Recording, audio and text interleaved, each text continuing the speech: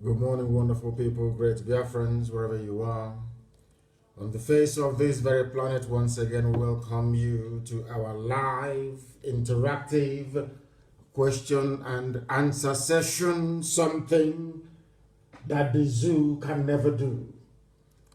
Something that Mohammed Yusuf Mustafa can never do. That is Aisha Buhari's boyfriend. Today you are free to ask your questions and we are going to answer each and every one of them. I welcome you, especially those who are listening via IPOB Community Radio app, those of you who are listening via our FM in Kanu, in Abuja, in Lagos, those of you who are listening right across the face of this very planet, those of you who happen to be doing so via satellite, those of you who are listening via Radio Biafra app, those of you who are on tuning, some on Simple Radio, some of you are also on Radio Garden. However you have chosen to listen to us this very morning, just be aware that this is a live presentation because the time now is 5 minutes past 7 a.m. in the blessed land of Biafra, and by the same number of minutes past the top of the hour, regardless of where you are. I welcome each and every one of you, and as I welcome you, allow me to also encourage you to welcome other people as well, friends, family, relatives, regardless of where they are.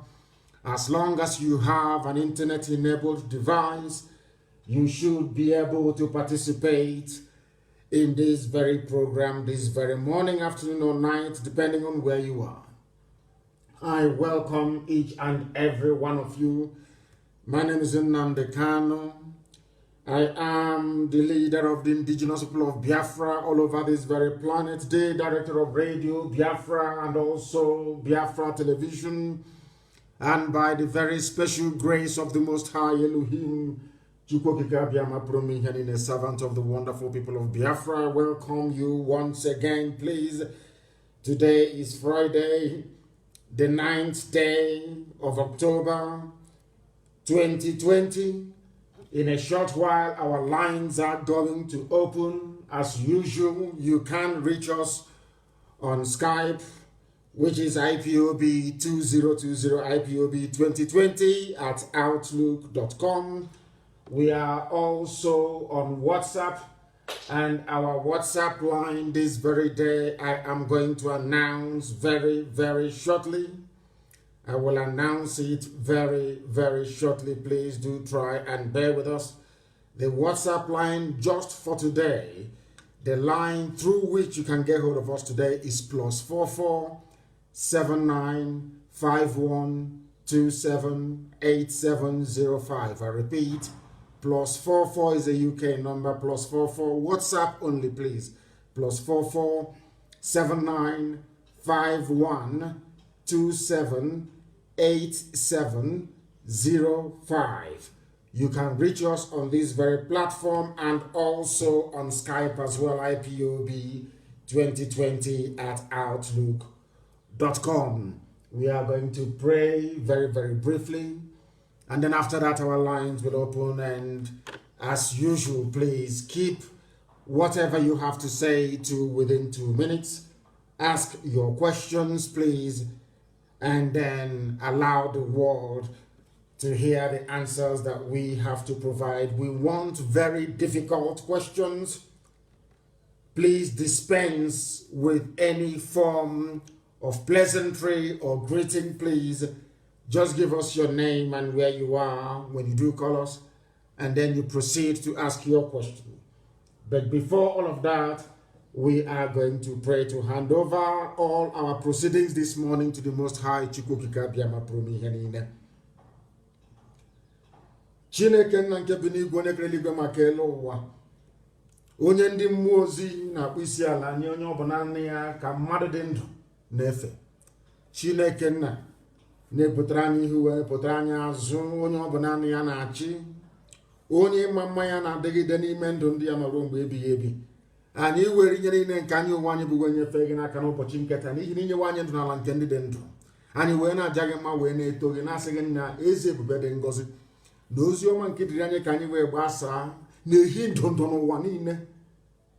Ndị iro nọ n'ọchịchịrị aka nsị ha abawo ha ọnụ obodo ekwensu bụ Zoo Nigeria nke ekwensu hiwere eze ebube dị ngọzi ọ dawo onye nwe anyị na Chineke nna anyị wee na-enye gị nsọpụrụ niile n'ụtụtụ niile na-asị na ọ bụ naanị gị bụ onye pụrụ ime ihe dị etu a ọ bụghị mmadụ dị ndụ. Anyị wee na-arịọ gị eze ebube dị ngọzi ka i wee nye anyị Biafra na mgbe nke anyị ọsọ n'ime afọ ka anyị na-arịọ gị onye nwe m ka amara gị na-ebere gị ịhụnanya gị na ọmịiko gị wezuo oke n'ebe anyị nọ ka ọ ga-abụ na ikpete mazụ n'ụwa niile gasị n'ezie na ndị dị etu a bụ ụmụ Chineke bụ ụmụ IPOB. Anyị wee na-aja gị mma n'ụbọchị nke taa wee na-eto gị wee na-ebuli aha nsọ gị wee na-akpụ isi ala nye gị na-asị na enweghị chi ọzọ ewezụga gị na-asị otuto niile na nsọpụrụ niile dịrị aha nsọ gị ugbu a mara mgbe niile ebighị ebi. Ise that was the language of heaven. The language of heaven. People are calling and I'm not going to waste any time. We are going to the lines this morning to go and take the calls of those who have been chosen to pursue this very effort. I have a caller on the line, please. Your name and where you're calling from, please, and make it very brief. Your name and where you are, please. Good morning. Good morning to you. My name is Amechi. I'm calling from Canada. Amechi from Canada. You're the first caller this morning. Please go ahead. Yes, I'm happy that I'm the first caller and I've been trying to reach you since. So my question goes straight to this point. Considering all the decay in our society, the level of mess in the educational system, if the attack comes tomorrow morning, what are we going to do? What are you going to do to restore the dignity of man? I'm using this term because that is the University of Nigerian London.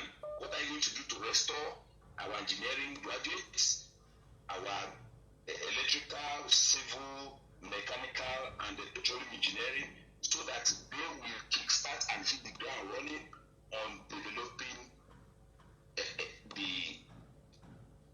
our new nation? Thank you very much. Education for us will be a priority, and all of this, the blueprint, how we're going to approach the education sector is going to be contained in a document that will be published as soon as we gain our sovereignty, as soon as we gain our independence. All the universities that we have presently or currently in Biafra land will be revived and revamped. And we are going to have a set of Ivy League universities. It is not everybody. I do not believe some people are gifted with one form of craft or the other.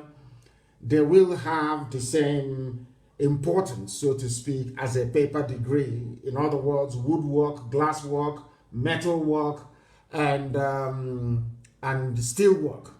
Very, very important that we make those the foundational basis of our industrial advancement. But top class universities, as you have mentioned, or should I say previously, like UNN and a few other ones that are also very good, will be revived. A lot of money will be pumped into it and standards raised immediately to accommodate the very brilliant, brainy people that will make use of those institutions. For us, education is absolutely key. Absolutely key. It is very, very important. I cannot go into so much detail because I don't want our enemies to copy what we're going to do. Please go ahead. I know. My second question is, second and last question is, now, we have a very tough situation coming out from the colonial masters, Britain, who practice a parliamentary system. Now, Nigeria copied the presidential system, which is not even working. So my question now is, if our nation comes, are we going to adopt presidential system or parliamentary system? If we are going to go into parliamentary system, are we going to have, is our Prime Minister going to be answerable to Queen of England, or are we going to have a governor, an independent governor, just like Canada is, Canada is answerable to England, but are we going to have independent Prime Minister or presidential system of government? We are going to have a Biafran system of government, something very unique, something very African. It is neither the British parliamentary system nor the United States presidential system. We have a hybrid, something very, very unique. Do not forget that we are the ones that gave the world democracy. We are the ones that gave the world the first written constitution. Don't take my word for it. This is what scholars have come up with. These are white people, people who are independent. So we know what we are doing. We are going to go back to the way we were before the white man came. A very unique system of government. We are going to have a prime minister, of course. We are going to also have a head of state, and the prime minister will be answerable to the people of Biafra. The same thing. Let's say if you have seen the Israeli system, where you have the Prime Minister Netanyahu reporting to the president of the state of Israel. So we are going to have it in such a way that there will be division of power, separation of powers, and also accountability. What we have done is to try not to concentrate powers in the hands of one man or a group of very stupid people as you have in the Zoological Republic. What we are going to have is something exceptionally unique. And do not forget that Izon people will have their own parliament, they will have their own premier as well. The same thing with Ibibio, the same thing with Efik. Every ethnic nationality in Biafra land is going to have their own premier. They are going to have their own parliament as well, making laws in their own local language. Because sometimes most of the nonsense that have actually bedeviled Africa is the fact that they try to make their laws in English language. That is why they get away with so many lies and deception and also fraud.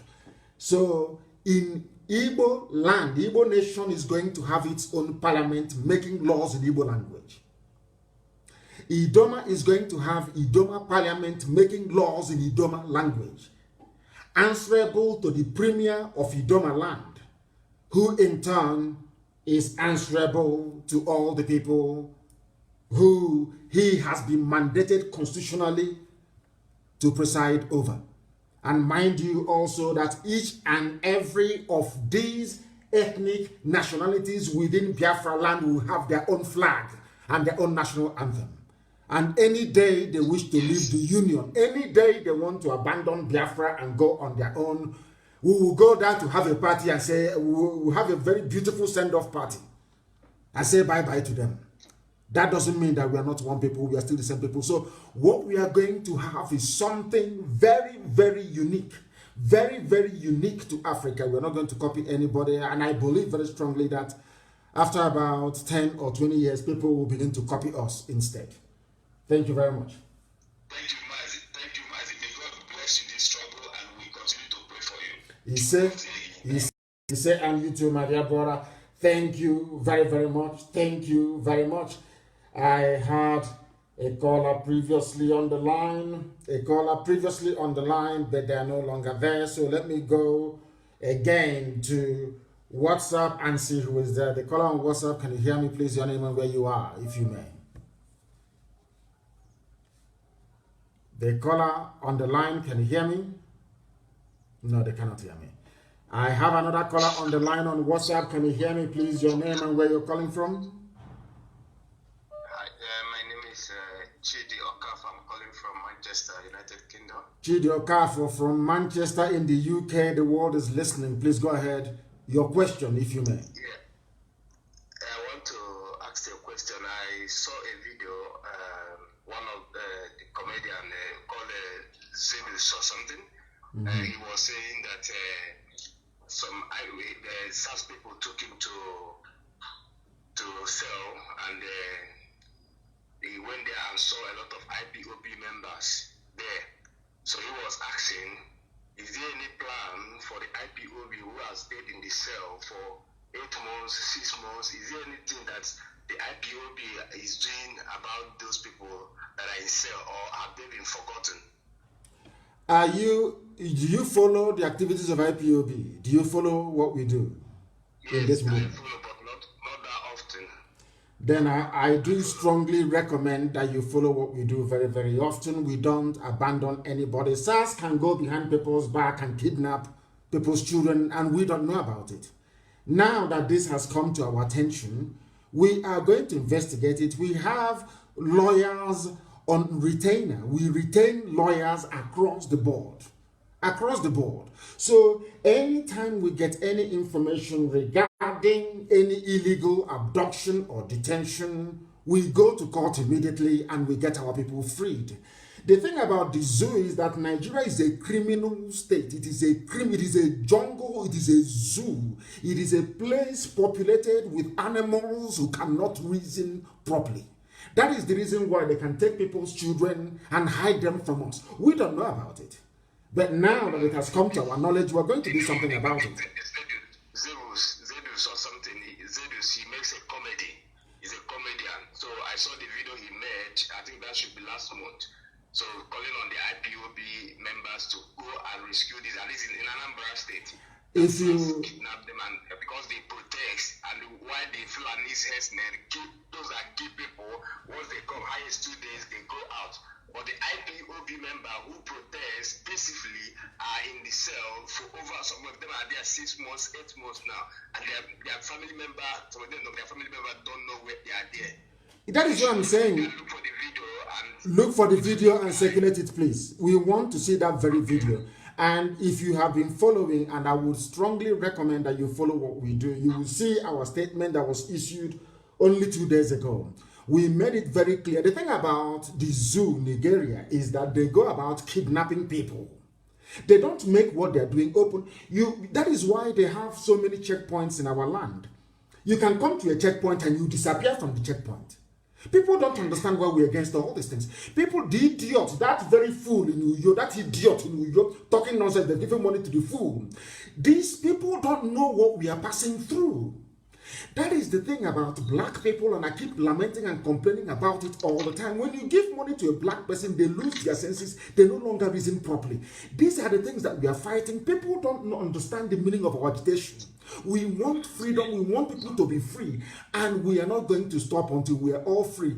The only way to stop SARS from kidnapping people, locking them up, harvesting their organs and selling them to Indian doctors is for us to have our freedom, for us to have Biafra. It's as simple as that. Anything else is a complete waste of time. And that is why I abhor and despise anybody who is against what we are doing. That is why I have continuously said that anybody who is against what we are doing is a child of Lucifer. That person is evil. Absolutely evil. There is something I'm going to read later on this morning that was sent to me.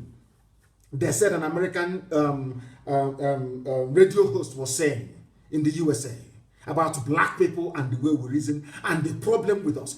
The worst part of the worst part of this whole thing is that a black person doesn't know how idiotic and how foolish he or she is. They don't know. That is why you are in a country where somebody will wake up in the morning, abduct another person's child and lock them up. They don't take them to court, and you're telling me that such a system should be allowed to continue, such a system should exist. God forbid bad thing. God forbid bad thing. Let us go to this caller on the line. I have another caller on the line. Please, can you hear me? Your name and where you are. The caller on Skype, if you may. Are you paying attention? Please turn your system down. Turn it down, please. Turn it down. Turn it down. Good morning, sir. Good morning to you, please. There, well, your name and where you're calling from, please. My name is Uche Mwago. I'm calling from United Kingdom. From the UK again, yes. Go ahead, please. Your question. I'm very, very happy to reach you at this hour. And I pray that you will will bless you and guide you. You say? I have a few questions to ask. One is that Being that you have reiterated many times that you will not participate in the governance of Biafra when it comes, how will this vision be implemented if you will not be a leader after gaining Biafra? Being that you, as a person as well, will have the right to contest fairly, and you know what the outcome will be. That's the first question. The second one, quickly, is that there are many communities ravaged by traditional vegetation based on greed, the greed of the wealthy people who will dethrone some traditional rulers like Eze and all the rest of them, and go to court and propound some ridiculous theories. And because maybe the people who inherited, who it is their right by hereditary, which is practiced all over the world, poor, and they are dethroned, and somebody who is not qualified and who by right will not even have the right of succession, will now be as a, what will be the situation when Biafra comes? Will this trend be reversed to the original status quo of hereditary? And that's my second question. But finally, will there be a grand master plan for economic and commerce, as well as architectural development plan and process in place when Biafra come? Or will things be like it has always been? Anybody can build where he wants, any type of thing he wants? Or will there be somehow, like the case of Dubai and development of cities in China and other parts of the world when Biafra comes, so that people around the world will feel compelled to be in Biafra land? Development of the federal government of the Zoological Republic is trying to colonize the rivers, when other places like every Igbo land or Biafra land is blessed with river banks that can form as beaches, tourist attraction site, pleasurable areas, you know what I mean, where people can enjoy all the endowment that nature and God has blessed us with. Will all these things be put in place so that our place will be the heaven on earth, which I have seen the vision as well as you have, that God has promised us? This is my you ask questions. But in giving yes. Go ahead. In support of this movement, I have tapped in. I was born with the spirit of Biafra in me when I was growing up, and I didn't know where it comes from. So I don't want to divulge too much of what my project is in the spirit of Biafra is, but it's coming soon, which we go on to sensitize our people in the various languages of Biafra, because we have suffered too long. Everybody I work in low-paid job in this country is either a PhD degree holder of international repute or having multiple degrees. I myself, I have 8 degrees. Apart from the one I came with from Nigeria, I have 8 degrees in this country. And what am I doing with it? You see, so it's painful. It's really, really painful. And hearing your voice is like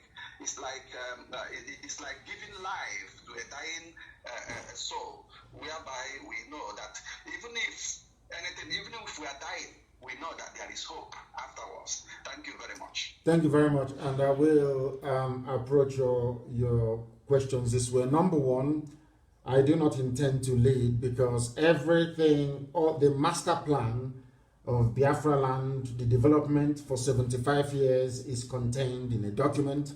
At the appropriate time, it will be released.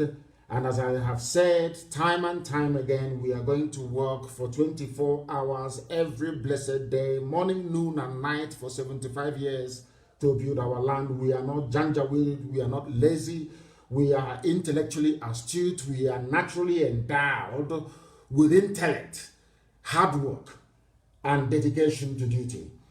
Those things that have stood us in good stead for very many years will be brought to bear in this new nation of Biafra.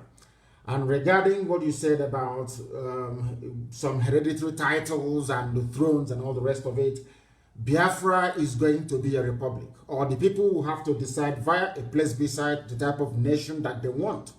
If we are Republicans and we have been saying it for as long as we have lived that we are Republicans, then there will be no title will be hereditary. Every position will be contested for and voted for, even down to the chief of police. The chief of police will be voted for by the people. So that you're not going to have the type of issues with SARS that you have in the zoo. The people must be responsible for the type of government and governance that they have. Nothing is hereditary. Nobody is going to go to a court of law talking nonsense, saying it is their turn to inherit a throne in a particular village. All that rubbish will be swept aside. We are going to run a purely Republican society. Republic. Which means that the people will have to decide what happens and who governs them. And the reason why we have spent years educating and enlightening our people is so that they go into Biafra with a type of mindset that will sustain the type of growth and development that you're talking about. Because if you have idiots there, I have said this thing before, if you have idiots there, you will have one Alamajiri, one idiot from Sokoto. Out of envy and jealousy that Biafra is doing very well, they can bring out some of the money they have looted over the years and give it to one idiot to go and cause havoc in Biafra land as they are doing. Right now, if you're a preacher in Biafra land, or if you're somebody that think that people have regard for you, they give you money and ask you to go and castigate Biafra, castigate IPOB. You come out and you take the money and start talking rubbish.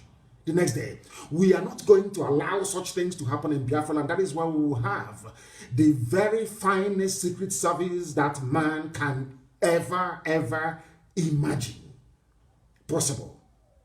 Our secret services, they're not going to sleep.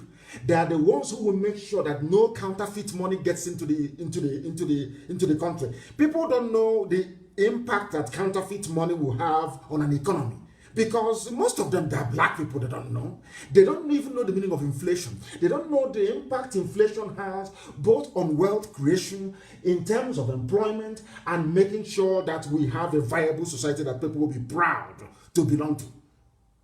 And coming to your very last question, as I said earlier, we have a master plan, believe you me. We are going to, nobody's going to be, people talk about cultism, they talk about armed robbery, you're going to go to work. People are going to, there will be department for employment. If you're unemployed, you'll be registered, the computer will capture you as somebody who is unemployed, and everything will be done to make sure that you have a job to go to. Before the white man came, we didn't have armed robbery, we didn't have people stealing. People used to go to bed, leaving their doors open. We never used to have any high fence. All this fence you're seeing these days, people build house and they build fence, suffocating everybody inside. It's a new phenomenon. It didn't used to be there before. People leave their father's compound and they go 4, 5, 6 miles away and go and live in a farm, only them. No armed robbery, nothing. All these, should I say, new age afflictions came about since the white man came and started talking rubbish about one Nigeria. We are going to go back to where we are as a people, but far more modern, far more forward-looking. Imagine what we have done with nothing. IPOB is causing the zoo sleepless nights with nothing. No politician can come out and say, we are sponsoring IPOB. No businessman can come and say, we are putting money into IPOB.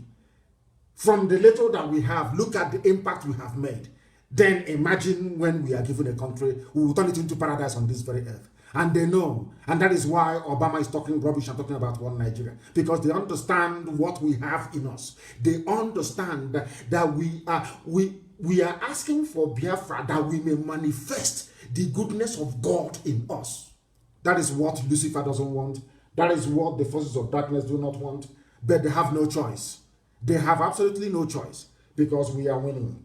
And in the end, Biafra will come. Thank you very much, my dear brother. Thank you very, very. 8 degrees he has. My goodness me. 8 degrees. I have a caller who happens to be on the line. Can you hear me? This caller is on WhatsApp. Your name and where you are and your questions, please, if you may.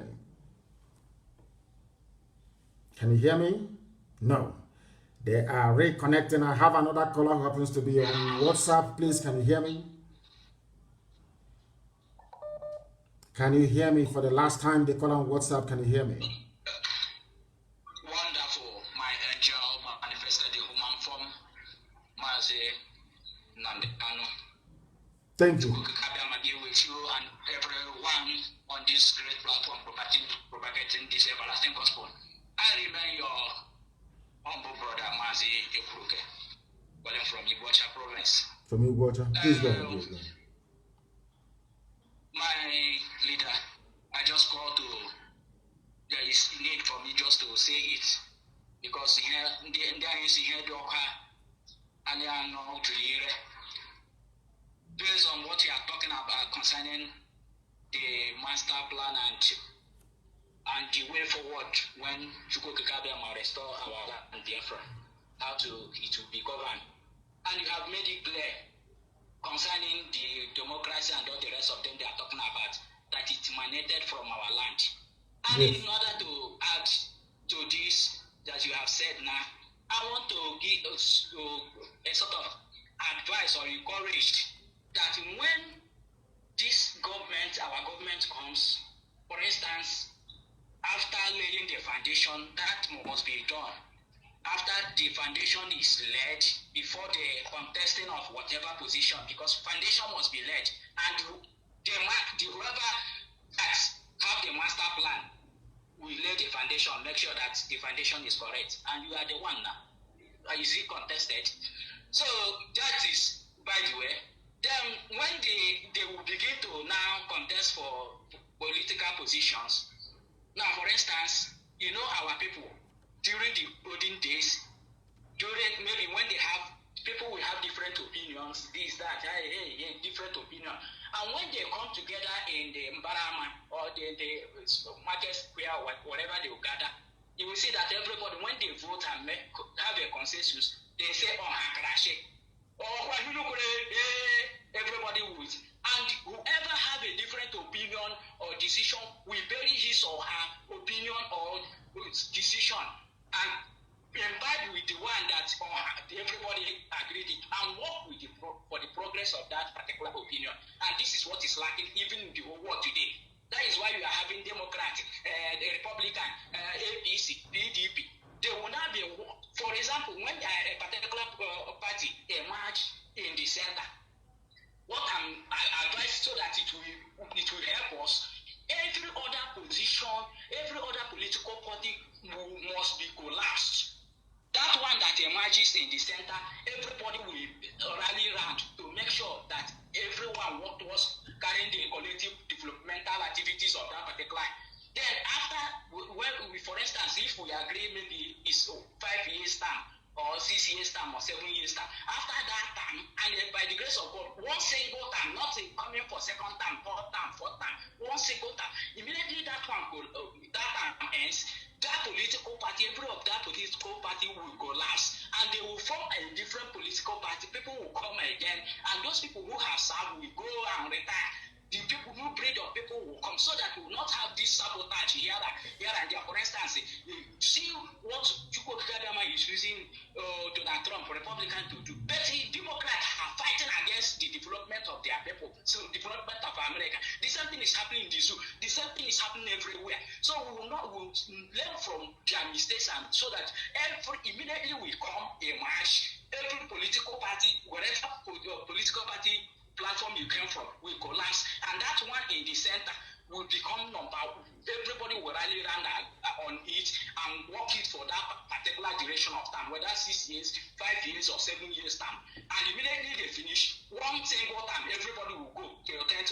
People will breed of people will come up for a particular and canvas, and based on the blueprint which the foundation has been laid, which you have laid the foundation, everybody will go and work towards development. That is what I'm suggesting. And so by the grace of God, so that we will not have all these people sabotaging, working against the development of their nation. God bless you, Mazi. And you too. Thank you very much for that. A very wonderful and enlightening insight into different forms of government and how people can become more responsive to the wishes of the people. It used to happen that way in our land. People gather in the market square and opinions are canvassed, and the most credible opinion is adopted, and everybody will say, yes, we've agreed, and they just go home. The thing is that this very predatory, almost animalistic and criminal nature of a black man that you see in the zoo, Nigeria, is because of the way the place was structured. Nobody came into the project Nigeria with a clean conscience. Everybody came with what they can get out of the whole nonsense. And that is why it is in a mess. Biafra cannot be that way. Anybody who tries, either as an agent of Janjaweedism or an agent of whatever neo-colonialist forces that may be wishing or looking to pull Biafra down, you will go to jail for life. If you're found guilty of treason, you'll be hanged in public. In your compound, you'll be hanged in public. The nearest street to your compound, you'll be hanged there. So that in your next life, you will never ever rise up against your people. People sometimes they couch their wickedness and their evil towards their own people in this nonsense about, oh, we are trying to, of course, we're going to be a very free society.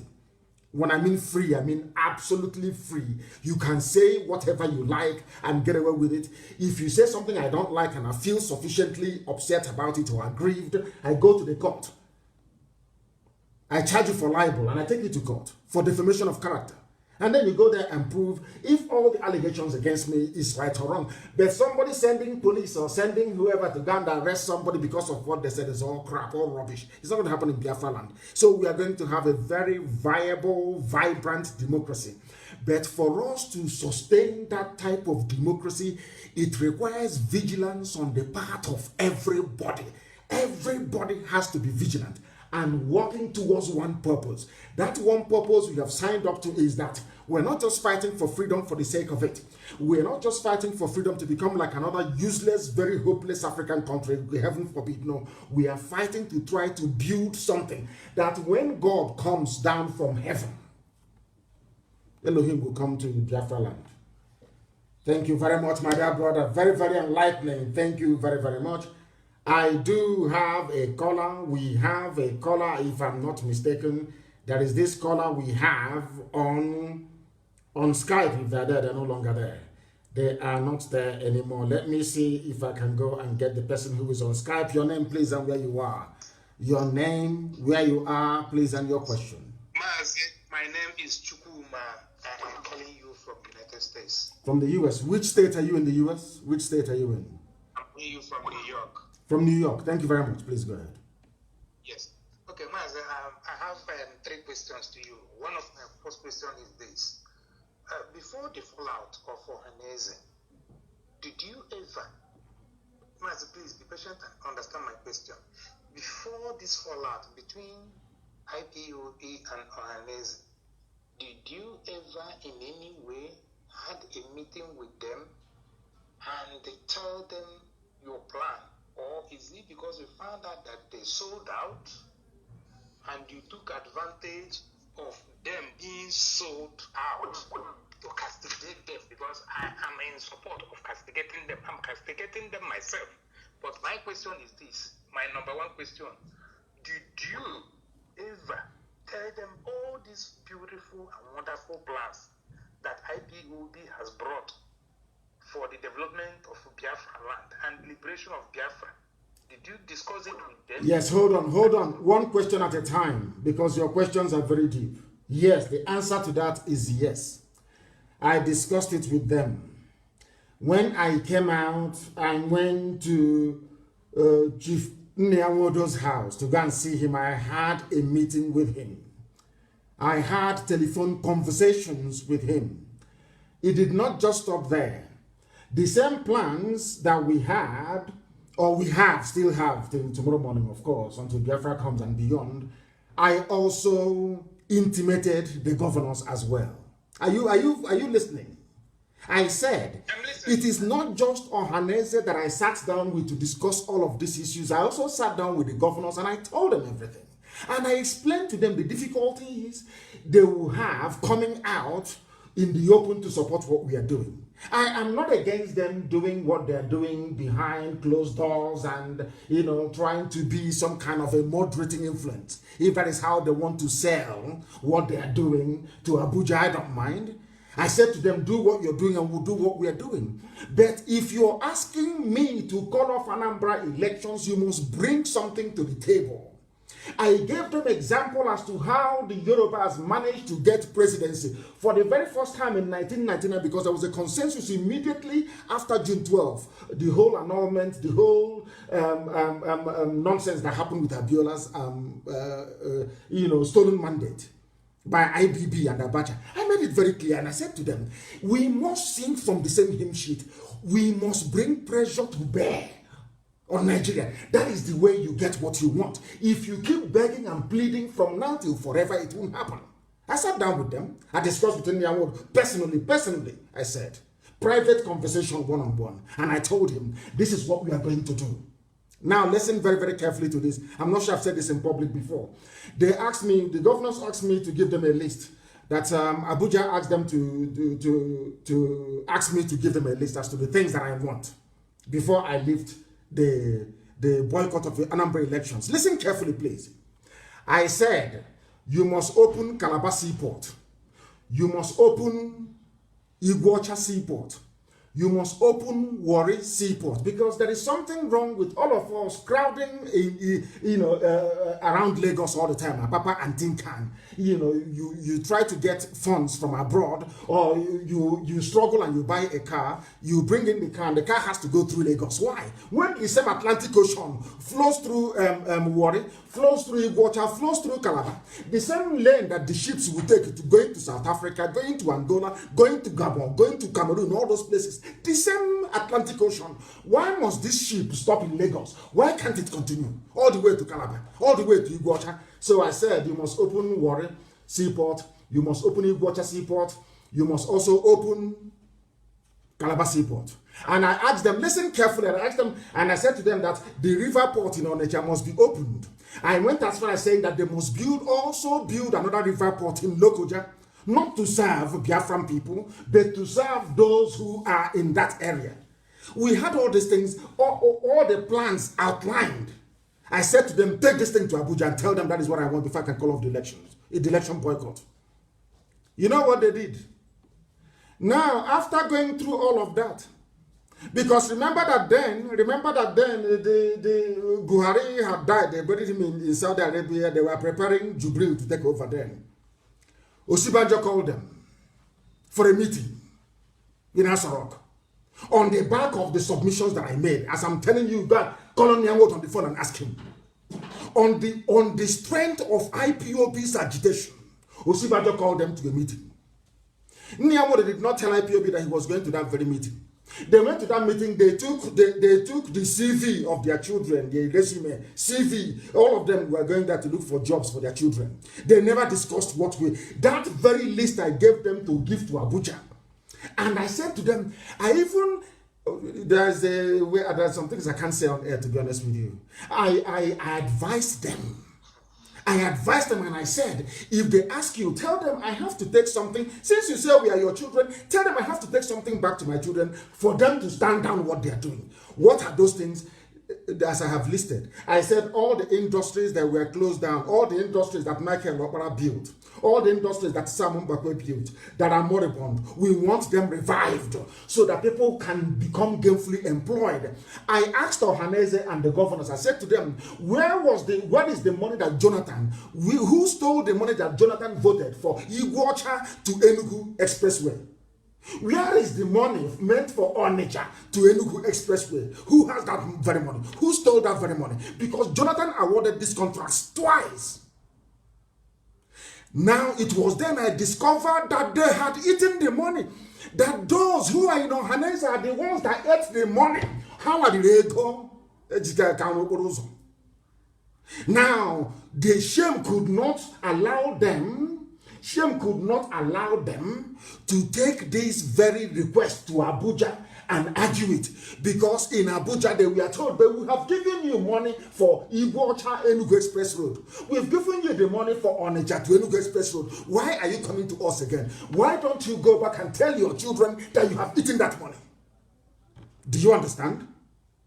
Now, when they pressed me that very day at Government House in Enugu, the then DG of DSS, Daura, was in Enugu that same day. They brought their money, their euro, in white sacks to give me money.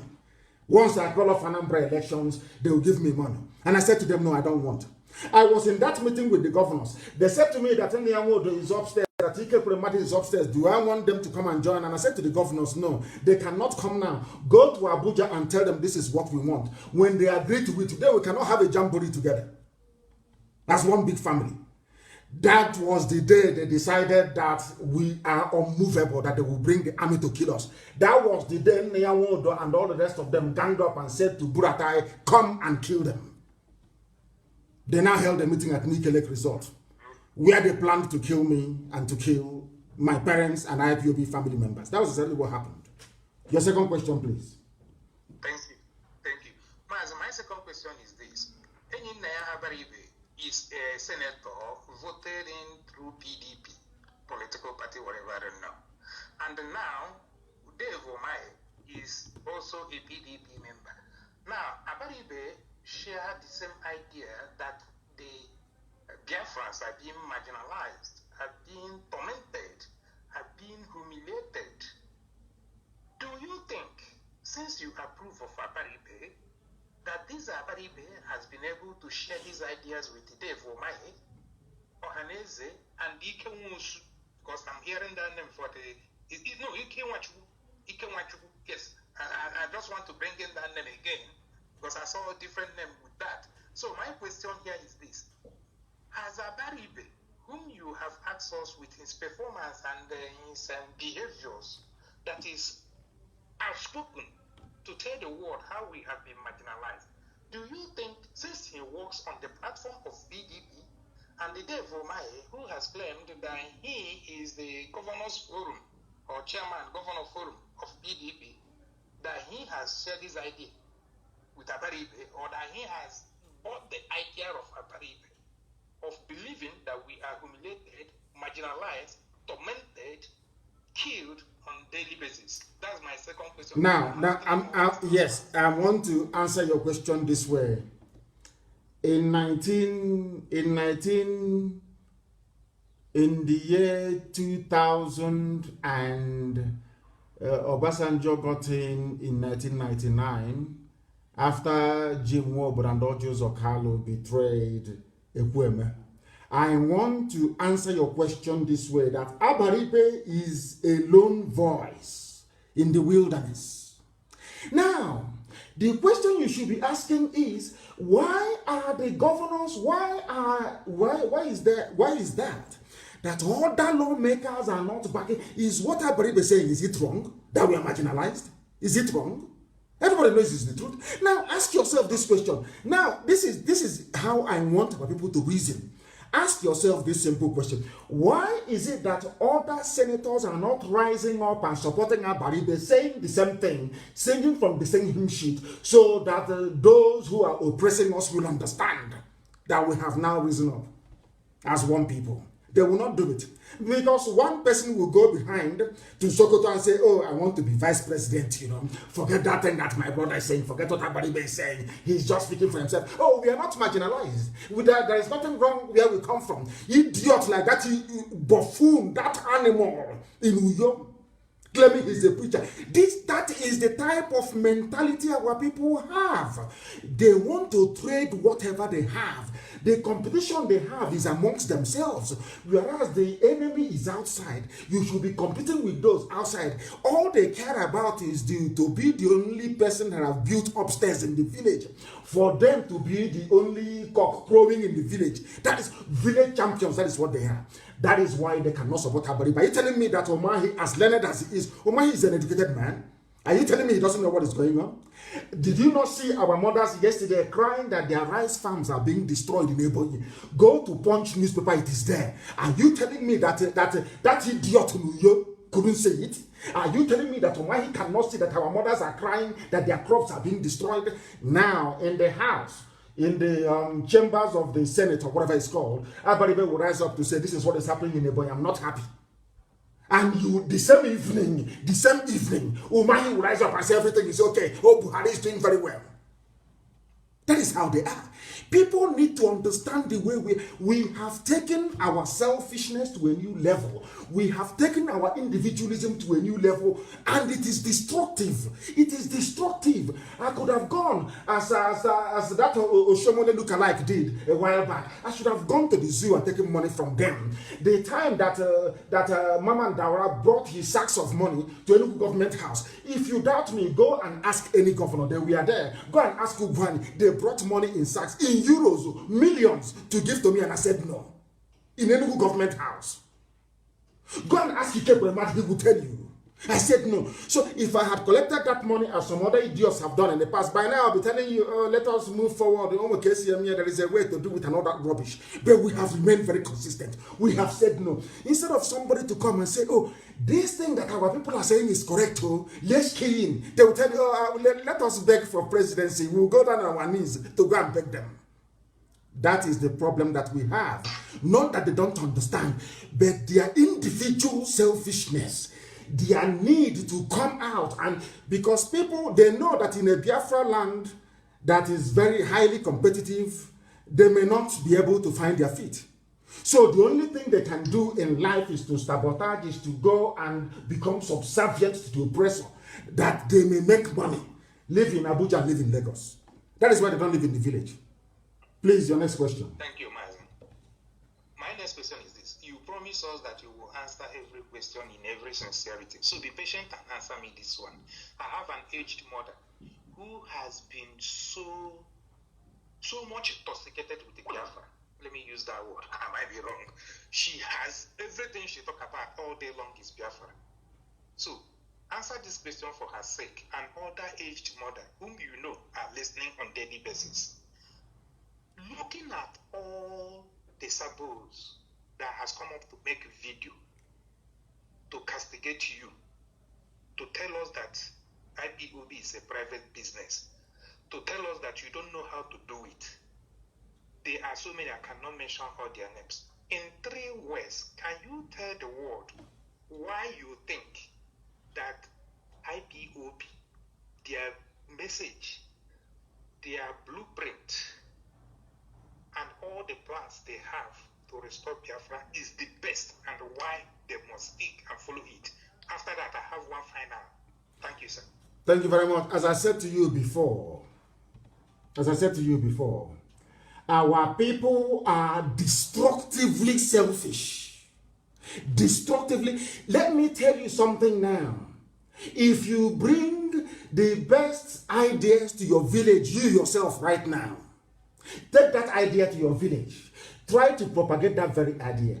You will find out that 99.9% of the people will buy into it. There will be one idiot somewhere that will put his hand up and say, oh, I don't agree, I don't agree. If you ask that, if you listen very carefully, you will hear the person murmuring. The murmur will be, oh, why should it be you? Why should it be Chukwemeka? Why not me? Not that they're opposed to what you're doing, but their only objection is that why not them, why you? And why do you blame people? People you claim that go out to go and make video, people are very hungry. If you're a very wretched touch rat and people give you money and ask you to do a video, you will do it. If you want to be like Nnamdi Kanu, you cannot be. You, of course, envy will take you over. Our people are naturally disposed to a very, devastating, envious, a jealousy that can kill. Why do people poison people in the village? Why do they poison people in the village? Is it not envy? What have you done to the man? Somebody traveled abroad, your parents suffered, scraped, saved, did everything, sent you abroad, you studied and you came back, and somebody wants to poison you. What have you done to them? Nothing. You've done nothing wrong to them. But they want to kill you because you are not. They want to be you. They cannot be like you. We are the only people that come out and millions come out without paying anybody to do so. We are the only people that command the largest mass movement on the face of the earth. If that does not attract envy and jealousy, what else can attract envy and jealousy? I ask of you. So people will spend their time trying to accommodate people who have been eaten by envy. Sorry, sir. As simple as that. Go ahead. Tell my aged mother why your message to liberate Biafra should be the best for her to follow all day long, as she has been following you. There is no other way. As people should translate in English. It's because of this very message, our consistency, our unbribability, our uncompromising nature, the fact we are never ever going to stop until Biafra is restored, the fact that this very promise from God Almighty in heaven must be made manifest in our time, the fact that only IPOB, I repeat and I say it with every sense of conviction and purpose, it is only IPOB that can restore Biafra, nobody else. Tell them that is what I said. Do you know why? They don't have they don't have the discipline, they don't have the dedication, they don't have the sense of purpose, they don't have at all this very idea that everything sacrificable needs to be sacrificed to get Biafra. They don't have it. Give them money, they start building hotels. Tomorrow morning, all these idiots that you claim who are talking, including the idiot in New York, give them money, you will see they have relaxed. They build upstairs in the village and they have arrived. No, our own is the promised land. When Yeshua was praying and said, let thy kingdom come on earth as it is in heaven, Jesus Christ prayed that very prayer.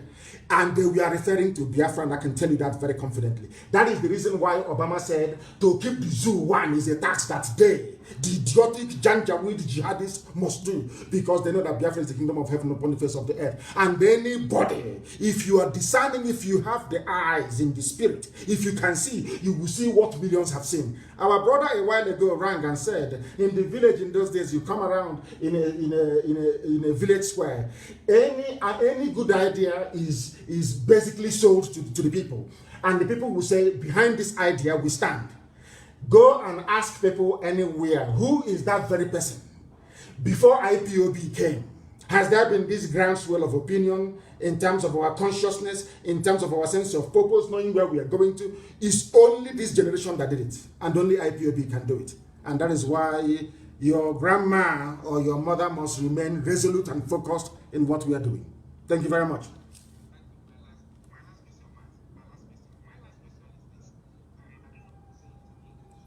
Sorry, please hold on a second. This is your last question, you said. Please hold on. Yes, go ahead. My last question is this. Urikara no nyokara. That is, if you consume more, that means you defecate more, something like that.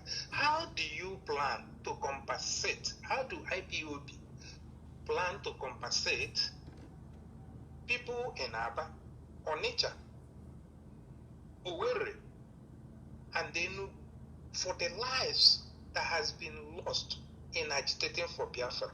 They have been going out for evangelism. Other people, these are matters that need to be very careful, because I have not seen protests about Biafra in Calabar. I have not heard about anyone in New York. I have lived in all these places, I'm telling you. I hardly, if not for the one IPOB initiated, seen anyone from the indigenous people in Ejo, in Bayelsa. I've been to Yenegoa before. I've not seen anyone. By the indigenous Efik people, I've not seen them.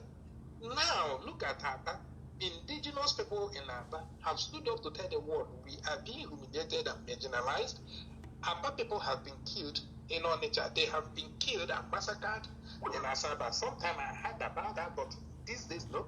Then, my question to you is this. Would there be a kind of a federal law, even if any province, as soon as Biafra comes, to compensate these people that has given this much in terms of anywhere an Igbo woman is admitted in a hospital for maybe delivery, no bill. Any child between the age of 1 to this, because we have given much, and they know it. It is not in, I have not seen a fake people gather. We are a fake. We are agitating that we are being humiliated, we are being marginalized, we are being tormented, we are being killed. I've not seen a job people, even the so-called Ikwere people, the so-called South of South in Ikwere and other area, even Ogoni that looks like the Ogoni, which language, you know, I will answer. Allow me to answer, my dear brother, so that others may be able to come in as well. And you have asked very searching and intelligent questions, and this very last one is also amongst them. People, did you read about our media head in Akwa Ibom being arrested? Do you know people have been in detention in Akwa Ibom since February of this year? And they are not Igbo people, they are Biafran people. They are Ibibio, Efik, and Anang. The thing people must understand is this. It is not in the interest of Zoo newspapers, those based in Abuja and Lagos, to let the whole world know that the entire Biafran family is united in this very effort. Which place is now more formidable than Iguacha? Aba is very strong. Onisha is very strong. And I said last week, if I'm not mistaken, that they will always occupy a special place in our heart. It is not about individuals, it's about the mindset of that very place.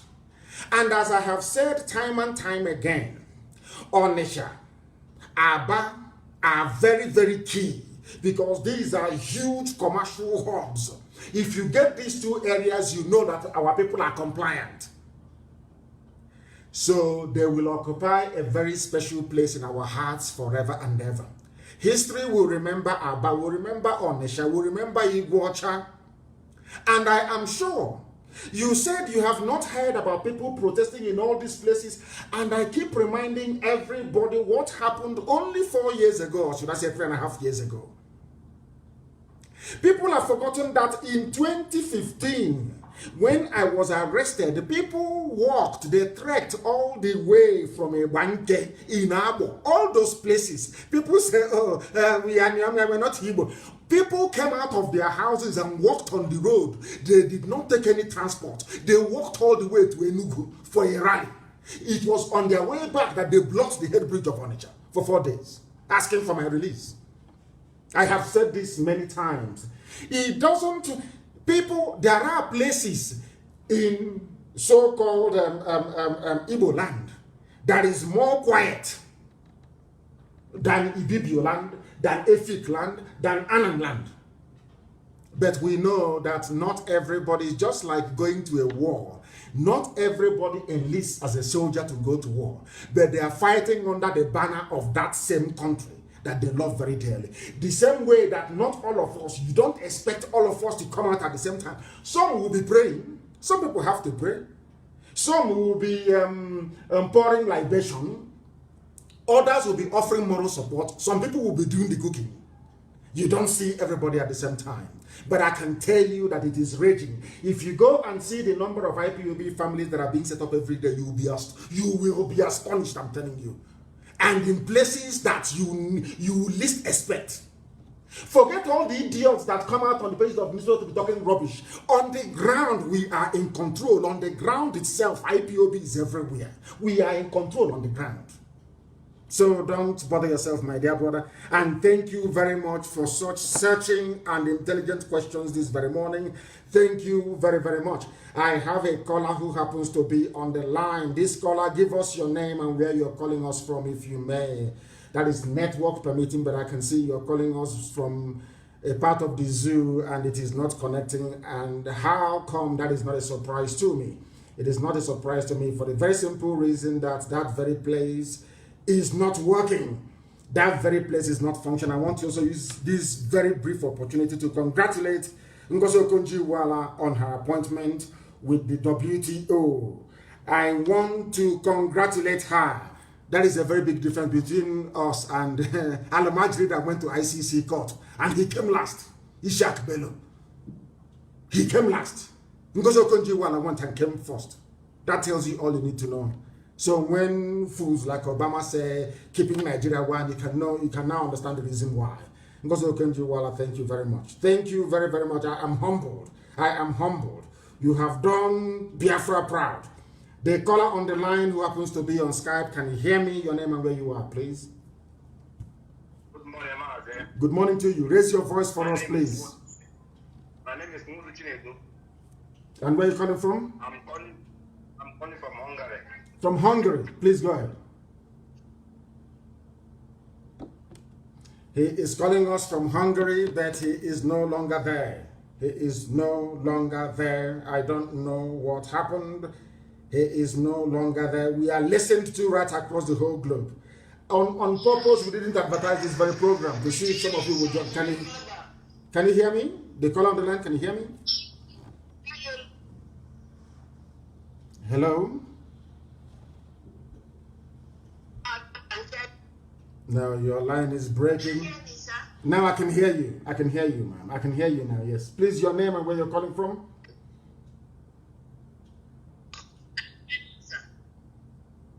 Yes, please go ahead. Okay, sir. Good morning, sir. Good morning I to am you. Evangelist Susan calling from Biafra land. Thank you. Please, sir, I have a very important message for you. Please call me, sir. I will. I have a very message. I will. Thank you, sir. I will call you. Thank you. Thank you very, very much. Thank you very much for that. Thank you very, very much. I have another caller on the line. This caller, can you hear me? Yes, please. Raise your voice for us, please. Your name and where you are and where you're calling from. Yes. Caller from the Skype. Yes, yes, you. Good morning, sir. Good morning to you. Okay. Maazị, my names are Matukudi. Yes, and where are you calling from? Maazị, I'm calling from Port Elizabeth, South Africa. Port Elizabeth in South Africa, please go ahead. We are all listening. Go ahead, please. We are listening. Maazị, asị anya hụrụ ugo, too gọnara ahụ ugo kwada. Maazị, We are listening. Go ahead. Maazị, thank you so much for taking my call. Asị anya hụrụ ugo, too nana ahụ ugo kwada. Please, Maazị, we have run out of name to call you, but I call you Ugo Biafra. I call you the man that God has sent in our time. Thank you so much for the good work you're doing. Thank you. Maazị, my question this morning is like a contribution or a question. I've been in South Africa for a very long time, for a while. I've never seen all the history that you've been teaching us. That after getting independent, you will step aside. The mindset of our people will take a long time for them to come around the way we want it to be. So I am pleading. There's a lot of questions that I could have asked, but something that have been bothering me is that I wouldn't want you to go all these years. I know there's a lot of capable hands that can do this, but there's no capable hand like you. Please, lead us few years into our independence. Direct us and make sure that all this your work doesn't go in vain or fall into the hands that we Biafrans will not love it to be. I am pleading. It's just an submission that I'm making to you. You have to listen to the voice of the people, because after this whole struggle that we are in now, and you say you're not going to lead us into the few years. Nelson Mandela was there for so many years. We've been in prison and so many years, and he came out. These people give him a mandate. Lead us into this freedom. If you're going to be the president, somebody else can be the prime minister, so you can direct our affairs. Because, to be honest with you, it has taken over 100 years that Britain have damaged the way we reason. It has taken a long time for all we are doing now to just come after 10 years. That's so, like I used to say this to so many people in South Africa. South Africa is going down is because it takes 300 years to damage their brain. And for them to come around, it needs somebody like Martin Africa. It will take us another 50 years in order for we to come around. But if you lead us into 5 years or 8 years after our independence, then by then, our minds set. I know Biafrans are very, very, like we travel all over the world, we're all over, and we're all going back. I am preparing to go back. And Mazi, please lead us into the first years of our independence. I am pleading with other voices of Biafrans, pleading. Please, when we get our independence, lead us. Another thing that I want to say is, please, Mazi, consider me to be one of the hundreds that you're talking about. My name is Mazi Chukwudi from PE. My coordinator is Mazi Chukwudi. Thank you very much. He said, thank you very much. You're very kind. Thank you very, very much. Thank you very, very much for that. Thank you. Thank you very, very much. I have another caller on the line. Can you hear me, please? This caller on Skype. Can you hear me? Good morning. Good morning to you. From Hungary. Yes, from Hungary, yes. That was why I took your call, because I saw the picture. Yeah, go ahead. Yes. Mazi, please, my question is this.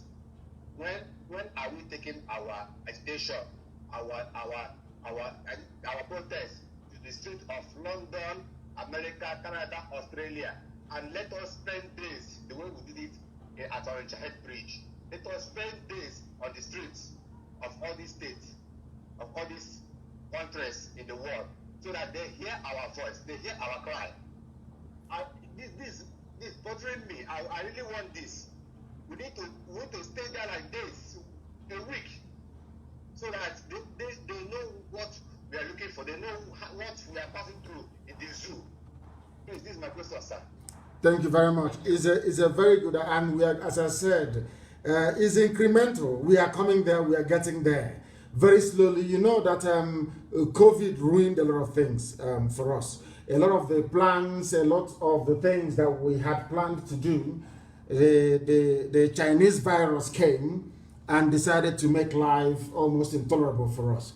But we are getting there very slowly, and very soon that is going to happen, of course, COVID permitting. You know that 1st of October rally that was planned even in the UK, because of what COVID is doing to people in the UK, the police can only allow, or could only allow 6 people in total. So that tells you, as soon as this whole thing is over, we are getting there. We are getting there. Slowly but surely, we are getting there.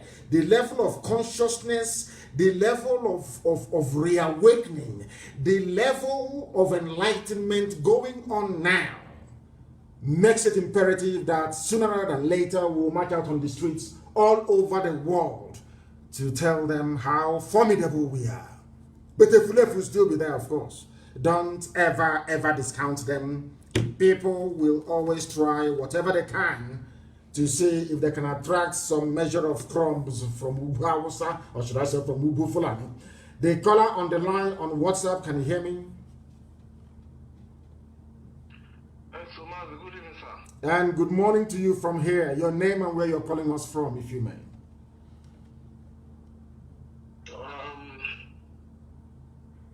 My name is Kelechi, and I'm calling from Australia. Kelechi who? What is your father's name? Anosike. Anosike. Thank you very much. Please go ahead. Kelechi Anosike, go ahead, from Australia. Go ahead.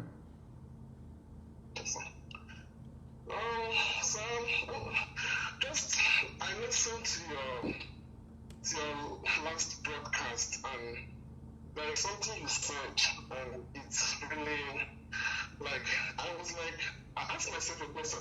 You said something like, okay, we cannot be killed, like the way we are being killed cannot outnumber, the way our mother gives birth to us. But I'm like, if it is this serious, why is it not like an open war, so that the whole world will know that this is actually going on? And considering the fact that currently can be so that can make the broadcast look be so well, and to communicate the way you are you always do. If there is someone else that you can groom that can be so much effective to that will be so much effective. Yes, I think we have lost you there, but I do understand what you're saying. First of all, when the time comes, the world will know everything we are doing. We are doing it in a planned, in a measured form.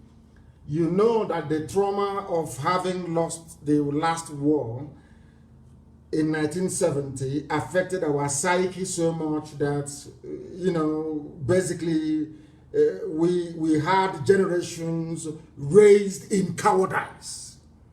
People that felt that having lost a war, that we should not attempt another one, forgetting that life is about agitation. Even when you're in the stomach, when it is 9 months and you're in the stomach, you start agitating to come out. If your mother refuses to yield to your agitation, she will die in the process. Every 9 months, a child starts to agitate to come out. So that is the way it is. What we have done, or what we are continuing to do, or will continue to do, is to preach this very gospel, is to make sure that we are relentless, that we are resolute, that regardless of what comes our way, that we rise to the challenge. Because there are bound to be frustrations.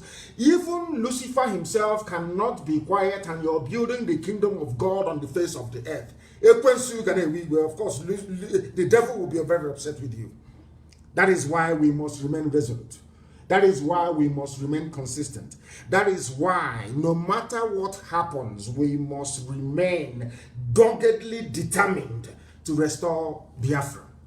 That is something that you ought to know, please, my dear brother. And about getting somebody to take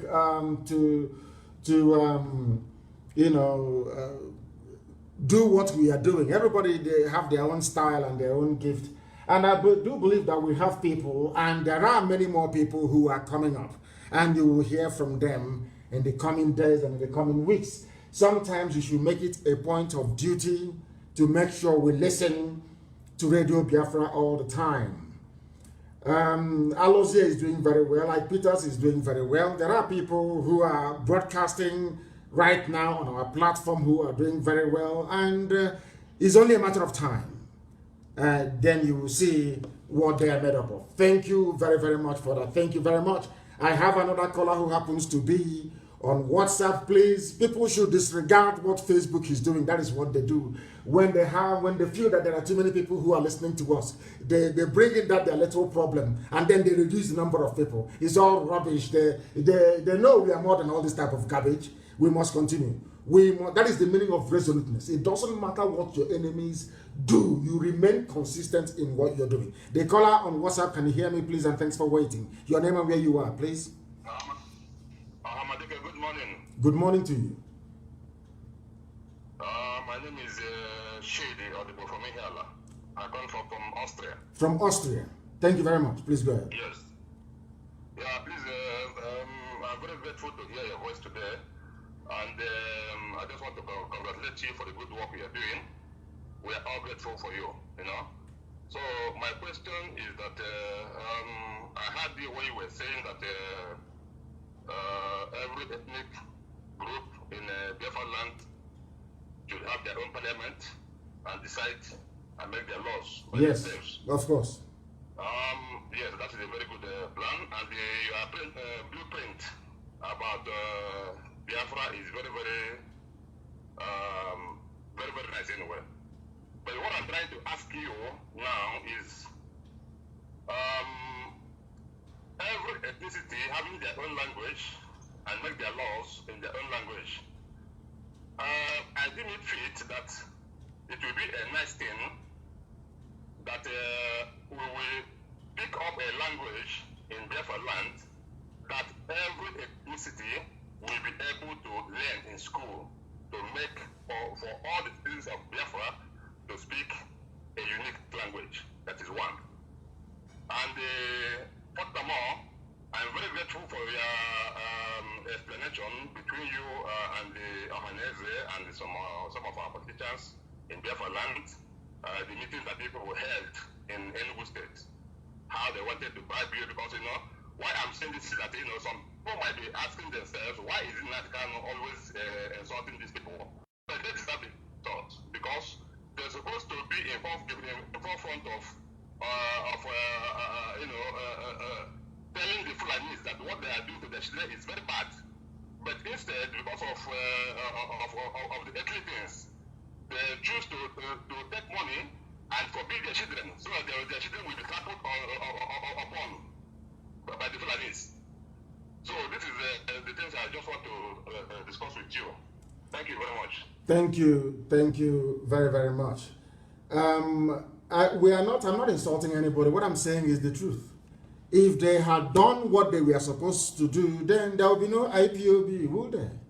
If all these people had gotten themselves organized in the past to fight for our people, to fight for the downtrodden, to fight for the poor, of course everybody is very poor anywhere, unless you're in Abuja stealing money from somewhere, then there will be no need for what we are doing.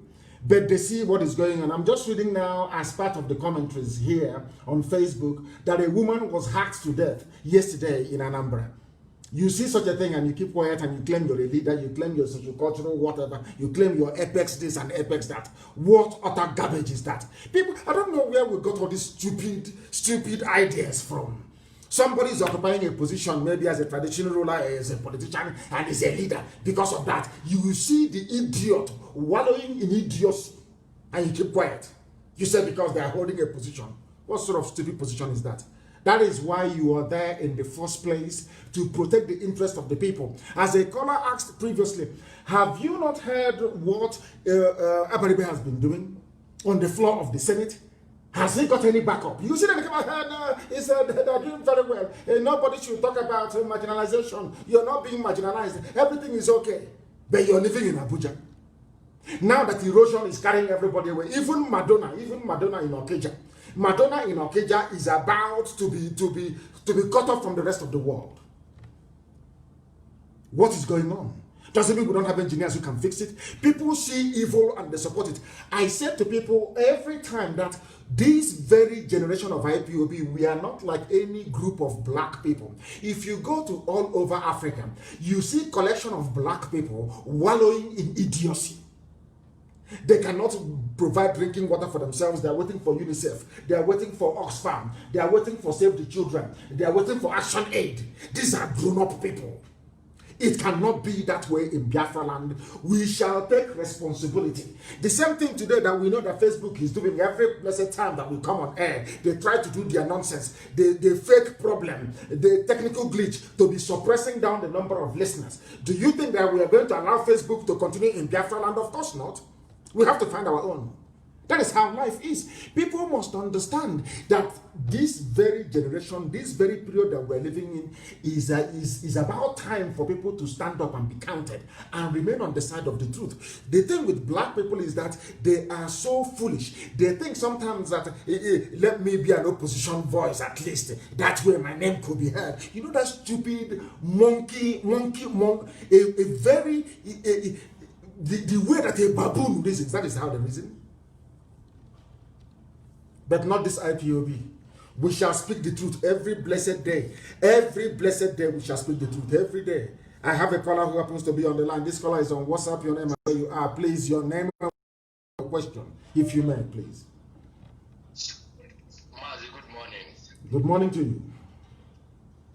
Yeah, I am delighted speaking to you this morning because indeed your kind is a gift to our generation, and I pray that God will keep on sustaining and helping you to carry this mission through.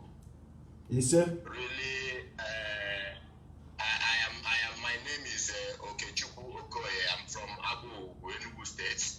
I'm calling from Dortmund in Germany. Dortmund in Germany. Thank you. Please go ahead. Yeah, so I want to, as I've said before, I compliment you in every effort you are doing, and I pray that God will keep on strengthening you. There are things I want to talk about. One of them is about the affirmation you made some times ago about the ginger weed and what we are going to do, even when Biafra might have come. Yes. So I know what happened when there was this Gideon Okaku. Yes. Where because of his affirmation, people were of the opinion that coup would have succeeded. But because of his fastness to make some affirmations, it became something that he couldn't carry through. Yes. So I'm trying to kind of saying we should be a little bit tactical and wise in saying certain things, and not that we don't know that those who have done such evil to us that cannot go free if need be. But I think we should focus on what is ahead. That is number one.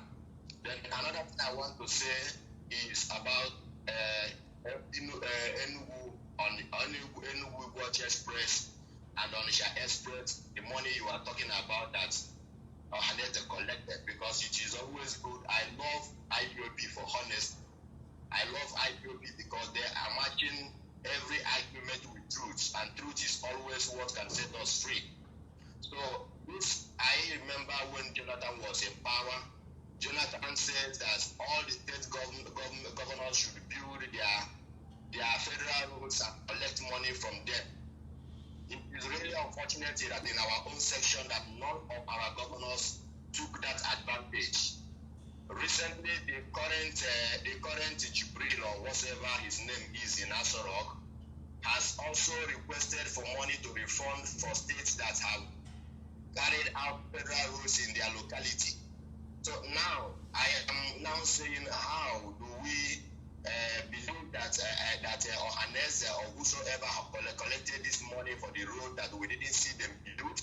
Because government in that particular setup have made it clear that when you finish the building with your money, you come and collect it back. But in our own side, that nobody built anything. Then how the government get the money that you are talking about? Because I want to be sure, because this is our fathers. We all want everything that are genuine, everything that are correct. But I will condemn my father when he did what is wrong. But it will not be right if I will be condemning them for what they are not guilty of. Now, let me put it to you this way. So you're saying that Goodluck Jonathan was in office for 6 years, and he never awarded the contract or released the funds for Enugu Iguacha Expressway. Is that what you're saying? Yeah, his system was build your road and come and collect the money. That was what I heard in his administration. No, I don't believe in hearing something. I believe in something that I can confirm and verify. If you know anybody working... I had it directly from Jonathan himself. I had it directly from Jonathan in interview. He said it. All the state governors build the federal road and come and collect the money. Simple. That is what he said. So if our governors fail to take that advantage, I don't see how Ohanese that wasn't what happened. So what you're saying to me, that hold on. Let me correct you, please. So you're saying now that every capital project going on in the zoo as we speak today is go and build and come and collect refund later. You are mistaking two things. The governments of the zoo have been saying, if you spent money on federal roads, come and take it back. And I want you to send anybody to Federal Ministry of Works. I think it's where Fashola is, the man of darkness. Send anybody there. Let them go and bribe whoever is at the gate. Go and bribe somebody to bring out the files for you. Just tell them that you want to know the status of Enugu Watch Expressway. Tell them something about Enugu Onitsha Expressway as well, they will tell you. And then lastly, I know who ate the money for Umuaha Uwere. You know the road that passed Trimbis. Are you aware of that road? I know who ate that money. I know who has it. And what they did with it. So we should stop providing excuses for people who are corrupt. That is the reason why the zoo is corrupt. Because black people always make up excuses for what is evil. Since I made the allegation, has any of them come out to say that it is not correct? And if you have somebody who's close to Jonathan, ask him to ask Jonathan, how many times have you awarded Enugu Iguacha Expressway? Then you'll be shocked. You will be devastated as to what has been going on in our land. So we know all these things very well. Do you know how many times they ate the money? Onisha, Owerri. Ask anybody who lives around there. Ask them. Obasanjo had to literally cry and scream before they built Owerri to Onisha. Are you aware of that? So which state governor built Enugu to Onitsha? Sorry, yes. Which governor built Owerri to Onitsha expressway and collected money from federal government? If what you're saying is correct. I think it was in the if I'm not mistaken. He built it out of rebellion because he wanted to prove a point. But later it became norms. Thereafter, others, Jonathan said others can build and collect the money. My brother, you are wrong. Whoever stole our money, listen, whoever stole our money is going to bring it out. I love respecting my elders, but I am not a fool, and anybody that misbehaves, I am out for capital punishment. I don't care whosoever that person is, because we don't deserve all this darkness and evil we are seeing in our country, in our region. Yes. To say. But what I will not stand is it can never be right for us to stand and say that somebody that is not guilty is guilty when he's not guilty. No, that's why I'm saying what I have given you the facts and the figures. And listen, Ngige did not build any Owerri. So Ngige built Onitsha to Owerri. Built it all the way to Assumpta Cathedral. Only between the Onitsha metropolis. He didn't go beyond that. I'm talking about a federal road. I'm not talking about the trunk B roads you have in Anambra. We must be able to understand issues and facts before we debate or argue it. Ngige built roads, P2B built roads as well. We understand that. NDDC under this man Onyema, I think his name is Onyema, he built a lot of roads as well. A lot of little feeder roads connecting communities. I am talking about federal awarded roads. I'm giving you an assignment now. 3 simple assignments. The number 1 assignment is how many times did the federal government of the zoo award the contract for Owerri to Onitsha? I said how many times? That is your number 1 assignment. Number 2 assignment, send somebody to the Federal Ministry of Works. Let them give you the file. I don't believe in hearsay, what somebody said, interview. I believe in facts and figures. Tell them to give you the file of Enugu Iguacha Expressway. You will see what happened. Then also ask, whilst you're at it, ask them a simple question. When was the last time the contract for Enugu Onitsha Road was awarded? And then lastly, also find out how many times Owerri to Umuahia Road passing through Mbisa has been awarded. Then you'll be shocked. We don't come out here to say what we do not know. What we give you are facts and figures. That is why this is the finest university on the face of this very earth. Because we speak the truth always, even if it leads to our death. You must understand that. But I do also accept what you're saying. People must not think that we come here to level accusations or cast aspersions. That is what they will say. That is what they always say. There are certain people in Federal House of Representatives, in the Senate, that ate the money meant for our roads. And when you finish, you will understand the reason why. Have you ever asked yourself the reason why Onitsha Head Bridge is a public-private partnership, whereas they are building the way to Niger Republic? Have you ever asked yourself the reason why? Why Jonathan could not finish Second Niger Bridge? Have you ever asked yourself the reason why? If you know it, these people, as you see them, you will hang all of them. If you see them, you shoot them. If you know what we know, if you see them, you will kill them. You won't insult them, you will kill all of them. That is what you do. Ask yourself, if they are not compromised, are they not using that same road? Why are they not talking? If you go through Enugu Onitsha Expressway, you will see is unpassable. You as a lawmaker, thank you very much. Have you asked yourself that politicians come from these areas? Why are they not talking? Because they have shared the money. They have shared the money. Or else, what is your job? Your job is to go and represent the people.